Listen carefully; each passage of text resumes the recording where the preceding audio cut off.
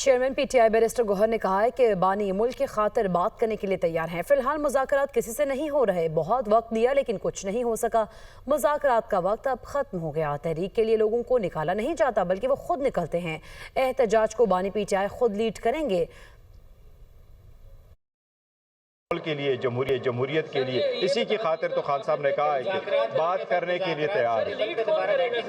एहतजाज को लीड कौन करेगा? खान साहब खुद लीड करेंगे। फिलहाल तो मुज़ाकरात किसी के साथ नहीं हो रहे हैं और मुज़ाकरात के लिए बड़ा टाइम दे दिया बट कुछ नहीं हो सका। लेकिन एनीवे मुज़ाकरात हो जाए तो नथिंग लाइक इट, लेकिन हुए नहीं और हो नहीं रहे। अब मुज़ाकरात का मेरा ख्याल टाइम ख़त्म हो गया। अब जो कुछ होगा खान साहब नए हिदायत देंगे।